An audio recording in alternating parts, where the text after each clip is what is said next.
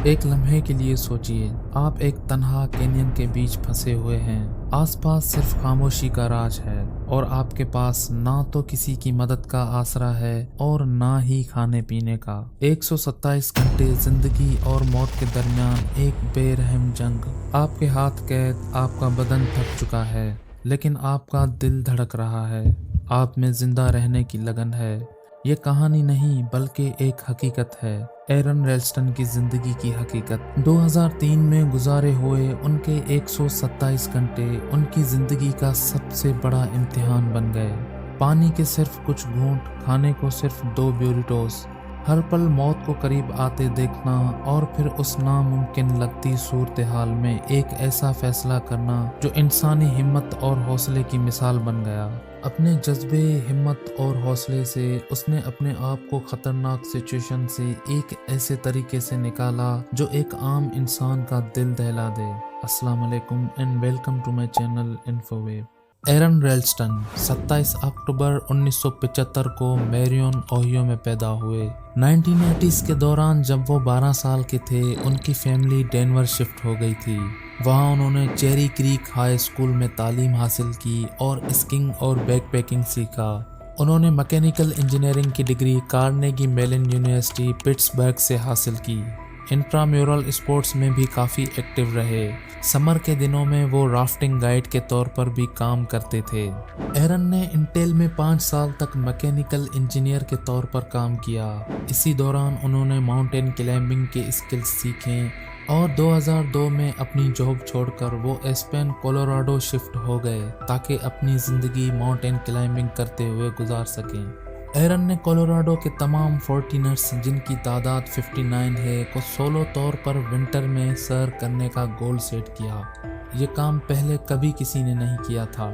14ers उन पहाड़ी चोटियों को कहते हैं जिनकी ऊंचाई 14,000 फीट या उससे ज़्यादा होती है। 2003 में वो अपने 2 स्कीइंग पार्टनर्स के साथ रिजोल्यूशन पीक, कोलोराडो पर एक बर्फानी तोदा गिरने की वजह से फंस गए। खुशकिस्मती से इस वाक़े में कोई बड़ी चोट नहीं आई। 26 अप्रैल 2003 की दोपहर को एरन रेल्स्टन अकेले Blue John Canyon, Wayne County, Utah में कैनियनिंग कर रहे थे। कैनियनिंग एक आउटडोर एडवेंचर स्पोर्ट है जिसमें लोग कैनियंस यानी नैरो वैलीज के अंदर सफ़र करते हैं। इसमें rock climbing, hiking, rappelling, wedding और कभी कभी स्विमिंग शामिल होता है। कैनियनिंग में लोग नेचुरल फॉर्मेशंस को एक्सप्लोर करते हैं। ये जगह कैनियनलैंड्स नेशनल पार्क के हॉर्सशू कैनियन यूनिट के साउथ में वाक़ है। जब वो स्लोट कैनियन के नीचे वाले हिस्से में उतर रहे थे, एक लटका हुआ पत्थर हिल गया जिसने पहले उनके बाएं हाथ को कुचल दिया और फिर दाएं हाथ को कैनियन की दीवार के साथ दबा दिया। उनके पास ना तो मदद के लिए कोई तरीका था और ना ही उन्होंने अपने हाइकिंग प्लान के बारे में किसी को इन्फॉर्म किया था। वो सरफेस लेवल से 30 मीटर की गहराई में ऐसी जगह फंस गया था जहां दूर दूर तक मदद के कोई आसार नजर नहीं आ रहे थे। एरन जानता था कि अगर मदद ना मिली तो वो ज़रूर मर जाएगा। अगले 5 दिनों तक उन्होंने अपने पास बचे हुए 350 मिलीलीटर पानी और सिर्फ 2 ब्यूरिटोस धीरे धीरे कंज्यूम करते हुए अपने हाथ को छुड़ाने की कोशिश की, लेकिन 360 केजी वजनी पत्थर के नीचे से अपना हाथ निकालने की सारी कोशिशें बेकार रहीं। तीसरे दिन भूख और डिहाइड्रेशन की वजह से वो इतने हताश हो गए कि उन्होंने अपने हाथ को काटने का फैसला किया। उन्होंने अपने फोर आर्म पर सुपरफिशियल कट्स किए और ब्लड फ्लो रोकने के लिए टॉर्निकेट लगाने के तरीके आजमाए, लेकिन उनके पास जो टूल्स थे वो हड्डी काटने के लिए काफ़ी नहीं थे। 5 दिन गुजरने के बाद जब खाना और पानी ख़त्म हो गया तो एरन ने अपना यूरिन पीना शुरू कर दिया। उन्होंने सैंडस्टोन की दीवार पर अपना नाम, पैदाइश की तारीख और यहाँ तक कि अपने मरने की मुमकिना तारीख लिखी और अपने घर वालों के लिए एक वीडियो मैसेज रिकॉर्ड किया। Whoever finds this, please make an attempt to get it to them. Be sure of it. I would appreciate it. जब वो जिंदा रहने की उम्मीद छोड़ चुके थे तो गुनूदगी के आलम में उनको एक उम्मीद मिली। उन्होंने अपने आप को एक बच्चे के साथ खेलते हुए देखा जहां उनका एक हाथ नहीं था। उनके पास दो रास्ते थे, या तो यहाँ रहकर मौत का इंतजार करे या फिर से हिम्मत जोड़कर इस सिचुएशन से निकलने की कोशिश करे। अगली सुबह ब्लड सर्कुलेशन की कमी की वजह से एरोन का हाथ सड़ना शुरू हो गया था। उन्होंने अपनी रेडियस और उल्ना बोन्स तोड़ने के लिए टॉर्क जैसी टेक्निक का इस्तेमाल किया, जो एक ट्विस्टिंग फोर्स है। उनका हाथ इस तरह से जम चुका था कि सीधा फोर्स लगाने से हड्डी नहीं टूट सकती थी। इस वजह से एरोन ने अपने फोर आर्म पर ट्विस्टिंग मूवमेंट अप्लाई की और अपने बाजू को एक लिवर की तरह यूज किया। अपने हाथ और एल्बो के दरमियान ट्विस्टिंग मोशन बढ़ाते हुए उन्होंने अपने रेडियस और उल्ना पर इतना स्ट्रेस डाला कि हड्डियां टूट गईं। उन्होंने इस चीज़ पर फोकस किया कि अपनी हड्डियों को ऐसी पोजीशन में ले आए जहां ट्विस्टिंग फोर्स का मैक्सिमम इम्पैक्ट हो।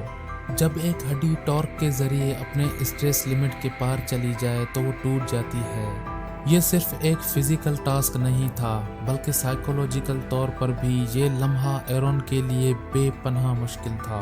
अपनी हड्डियों को तोड़ने के लिए उन्हें एक्सट्रीम दर्द और ज़बरदस्त मेंटल स्ट्रेंथ का सामना करना पड़ा।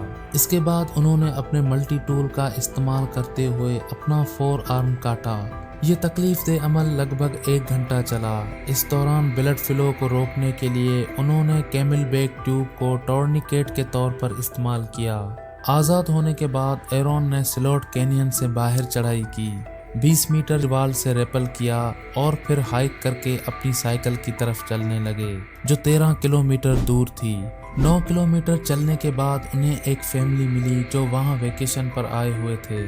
उन्होंने एरोन को पानी और खाना दिया और अथॉरिटीज़ को इन्फॉर्म किया। हेलीकॉप्टर रेस्क्यू के जरिए एरोन को लगभग 4 घंटे बाद वहां से रेस्क्यू किया गया। इस एक्सीडेंट में उनका खून 25% तक बह चुका था, जबकि 18 केजी वजन गिर चुका था। एरोन ने बाद में कहा कि अगर उन्होंने पहले अपना हाथ काट दिया होता तो वो खून बहने की वजह से मर जाते, और अगर नहीं काटा होता तो वो वहाँ स्लॉट कैनियन में ही मर जाते। उनका कटा हुआ हाथ पार्क अथॉरिटीज ने पत्थर के नीचे से रिकवर किया। ये काम 13 लोग, एक विंच और हाइड्रोलिक जैक की मदद से किया गया था। हाथ के क्रेमेशन के बाद उनकी राख उन्हें वापस दी गई। एरन अपने 28वें बर्थडे पर वापस उस जगह गए और वहां अपने हाथ की राख बिखेरी और कहा कि उसका असली मकाम यही है। उनकी स्टोरी को GQ मैगजीन के मैन ऑफ द ईयर और वैनिटी फेयर के पीपल ऑफ 2003 में प्रेजेंट किया गया। एरन ने अपने एक्सपीरियंस को किताबी शक्ल में भी शाया किया, जिसको उन्होंने between a rock and a hard place का नाम दिया, जो सितंबर 2004 में एट्रिया बुक्स ने पब्लिश की। इस किताब ने द न्यूयॉर्क टाइम्स की hard cover non fiction list में 3रे नंबर की पोजीशन हासिल की और यूके की सबसे ज़्यादा बिकने वाली मेमोइर्स में 7वें नंबर पर रही। उसी महीने डेडलाइन NBC ने उनकी कहानी पर 2 घंटे का special feature desperate days in blue John canyon air किया। एरन रेल्सन की जिंदगी पर एक फिल्म भी बनी जिसका नाम 127 आवर्स है। ये फिल्म 2010 में रिलीज हुई थी। फिल्म में जेम्स फ्रैंको ने एरन रेल्सन का किरदार अदा किया था। रिकवरी के बाद एरन ने माउंटेन क्लाइंबिंग दोबारा शुरू की। 2005 में एकंगुआ और 2008 में चिली के ओजोस डेल सेलेडो और अर्जेंटीना के मोंटी पिसिस क्लाइम किए। 2005 में वो पहले शख्स बने जो कोलोराडो के सभी 59 फोर्टिनर्स को सोलो विंटर क्लाइम करने में कामयाब हुए। ये प्रोजेक्ट उन्होंने 1997 में शुरू किया था और एक्सीडेंट के बाद दोबारा इसे कंटिन्यू किया। एरन का कहना था कि कैनियन में ट्रैप होने और सरवाइव करने के तजुर्बे ने उन्हें एक सेंस ऑफ इनविंसिबिलिटी दी। उनकी कहानी हमें ये सिखाती है कि इंसानी हौसला हर अंधेरे को चीर कर रोशनी तक के सफ़र को तय कर लेता है। अगर आप लोगों को ये वीडियो पसंद आई हो तो कमेंट करके ज़रूर बताएं। वीडियो को लाइक करें और चैनल को सब्सक्राइब करें।